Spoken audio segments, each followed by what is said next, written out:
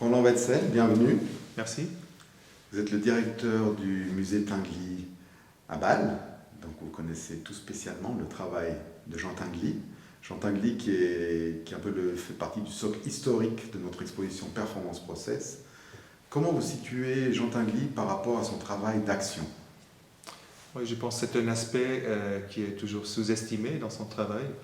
Je crois qu'il a commencé très très tôt à travailler d'une façon performative, mais c'est toujours des sortes d'hybrides.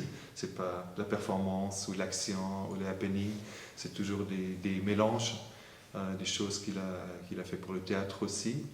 Je trouve que c'est très important et on a quelques documents là-dessus.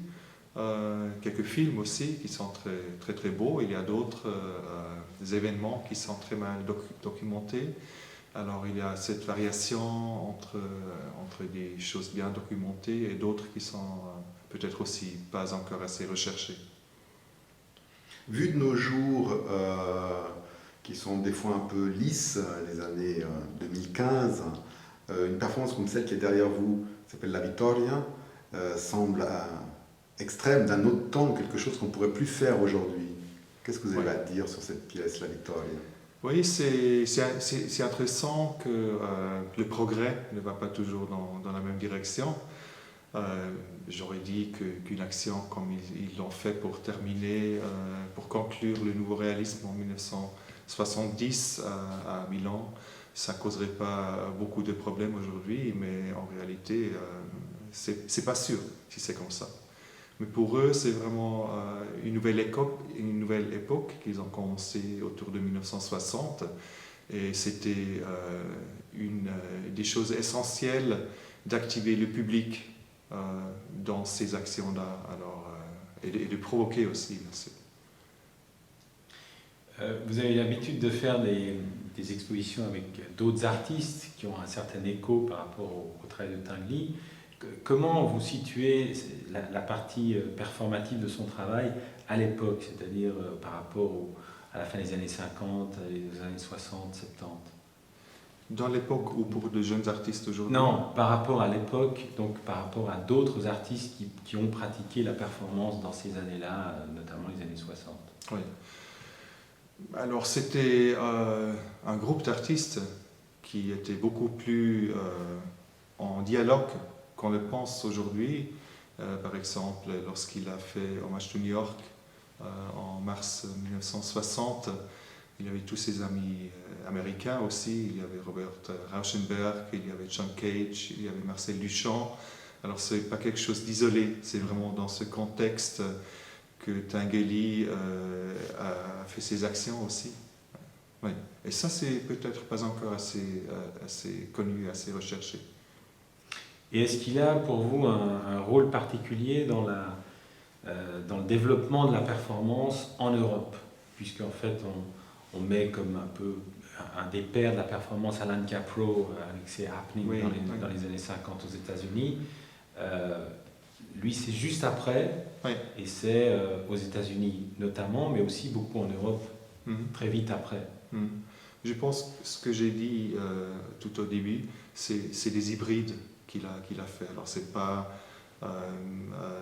qu'il a focusé sur un genre d'activité, par exemple la performance ou le happening, mais souvent c'est des choses où il y a beaucoup de personnes qui sont impliquées et où on ne peut pas vraiment dire si c'est du théâtre, si c'est de la performance. Et je pense que ça, c'est bien une différence comparée avec d'autres artistes où on a cette réception plus claire.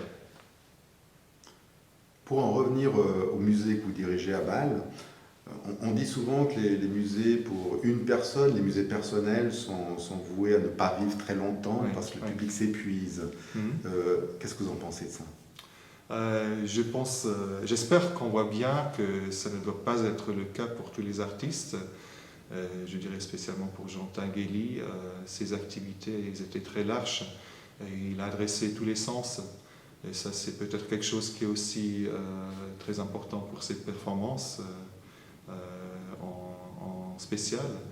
la façon comment il interagit, comment il intègre le public et les visiteurs, je pense que c'est quelque chose qui porte toujours, et c'est quelque chose c'est une qualité spéciale de son œuvre. De cette qualité-là, on a beaucoup de liens à des jeunes artistes aussi, on peut aller dans l'art contemporain. On est toujours dans cette même période, je dirais. Et le musée Tinguely reçoit beaucoup de visiteurs. Oui, on a beaucoup de visiteurs depuis le début, plus qu'on attendait.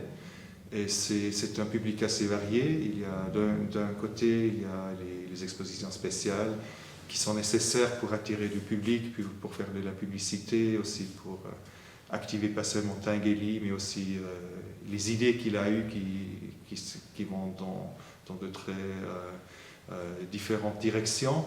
De l'autre côté, on a aussi le public qui vient vraiment pour Tinguely, parce que c'est toujours possible de percevoir ses œuvres en action, ça bouge toujours, et c'est quelque chose qui m'a frappé quand j'ai commencé au musée, c'est déjà 6 ans maintenant, que les gens, ils entrent dans le musée et ils sortent du musée et ils ont un rire, et ils sont activés, c'est pas un dialogue dans une direction seulement. Les artistes que vous invitez, en fait, quel rapport ils ont avec Tinguely? Est-ce que c'est une source d'inspiration très forte? Est-ce que pour eux c'est une figure incontournable? Comment ils s'en inspirent? Oui, alors notre programmation est très variée aussi, des temps dans lesquels on fait des expositions. C'est les artistes qui étaient très importants pour Tinguely, comme par exemple Duchamp ou Schwitters, auxquels on a dédié des expositions, mais c'est les gens de sa génération. Mais pour voir l'influence, c'est beaucoup et de plus en plus de jeunes artistes qui travaillent d'une façon comparable, parce que je pense que l'œuvre de Tinguely, c'est pas seulement quelque chose de rigolo, mais il a beaucoup réfléchi sur les développements de son temps, par exemple, avec ses performances. Si on pense à Study for an End of the World No. 2, que je ne sais pas si vous montrez aussi. Oui, oui. Oui. Alors là, il est vraiment au milieu de ce temps, de ces problèmes entre l'Amérique et la Russie, et la manifestation qu'il fait avec son œuvre, c'est quand même très important, je trouve. Alors, oui, pour les jeunes artistes, ça peut être beaucoup de choses, comment ils réfèrent à Tinguely. Et ça ne doit pas toujours être une référence directe. Je ne demande pas à les jeunes artistes, est-ce que Tinguely a été une influence pour toi? Mais c'est plutôt des artistes comme on a montré Harun Mirza cet été, qui est un jeune artiste qui travaille pas avec le monde mécanique, mais qui travaille avec le monde électronique, dont il sort des waves, dont il sort une essence, comme Tinguely l'a fait peut-être pour le deuxième âge de la machine, de son temps. Mais aussi les sens que Tinguely adresse, je pense que, et le cinétisme bien sûr, ça c'est des choses qui sont importantes pour beaucoup de jeunes artistes encore aujourd'hui.